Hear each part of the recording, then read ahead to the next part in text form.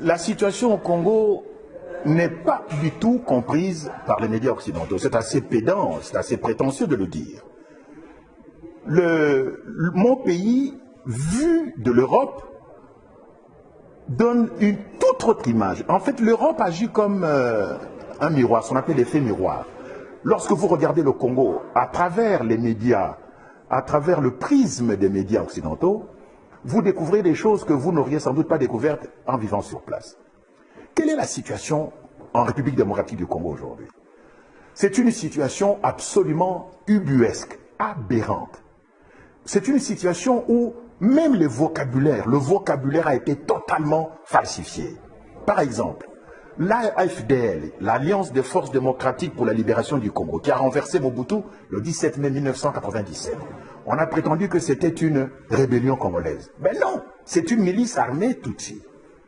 On a dit que le SCD Goma de Maître Azarias Ruberwa, qui fut vice-président de la République, on a dit que c'était une rébellion congolaise. Je suis désolé, Azarias Ruberwa est un Tutsi rwandais. Donc c'est une milice rwandaise. On a prétendu que le CNDP, le Conseil national pour la démocratie ou le progrès, je ne sais pas, de Laurent Nkunda Batouare en général, on a dit que c'était une rébellion congolaise. Ce n'est pas vrai.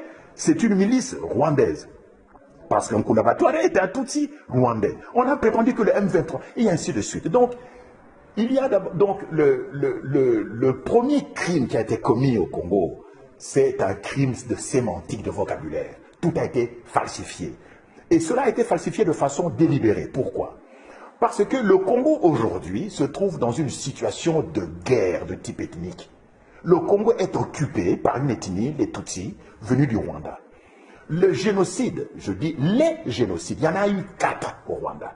4 génocides qui ont été perpétrés au Rwanda, les uns par les Tutsis, les autres par les Hutus. Eh bien, ces génocides ont visé uniquement le Congo. C'était un prétexte, c'était un alibi pour envahir le Congo. Tant et si bien qu'aujourd'hui, le chef d'État congolais, Joseph Kabila, de son vrai nom Hippolyte Kanambe, est un Tutsi rwandais. Il a mis les pieds pour la première fois à Kinshasa le 17 mai 1997. Et quand il est arrivé, c'était comme exactement un immigré clandestin. C'est un immigré clandestin. Il est venu à Kinshasa sans passeport, sans visa, dans les bagages de l'AFDL. Et quand il est arrivé, il ne parlait pas le lingala, il ne parlait pas le français, il ne parlait pas le chiluba, et il s'exprimait en swahili, mais le swahili de Tanzanie, où il a vécu, où il est né apparemment. Donc, et ce monsieur, donc, imaginez-vous que un immigré clandestin, un sans-papier, débarque dans un pays, et 3 ans et demi plus tard, il devient chef d'État. C'est une situation unique depuis que la planète Terre existe, peut-être même dans le système solaire. Donc, un immigré clandestin qui devient chef d'État 3 ans et demi après son arrivée. Ça ne s'est jamais vu dans le monde. Voilà la situation dans laquelle se trouve le Congo. Donc, une situation d'occupation ethnique. Ça, c'est la cause. Cette cause a entraîné des effets désastreux. Actuellement, un génocide est perpétré au Congo. Tout récemment, près de 90 personnes ont été abattues à Béni. Tout le monde s'est excité dessus. Mais on ne dit pas pourquoi. Il semble, mais je n'ai pas vérifié l'information, qu'on a découvert des gisements de pétrole dans le sous-sol de Béni. Donc on veut éliminer la population pour que les multinationales pétrolières viennent exploiter de l'or noir chez nous. Eh bien, aujourd'hui, le bilan des morts au Congo s'élève autour de 8 millions. C'est donc, depuis la fin de la Deuxième Guerre mondiale, le conflit armé le plus long et le plus sanglant. Le plus sanglant, parce que ça fait quand même, il y a 8 millions de morts. Le plus long, parce que cette guerre a commencé en septembre 1976. Et elle se poursuit encore, hic et nunc, ici et maintenant, en 2014, au mois de novembre 2014.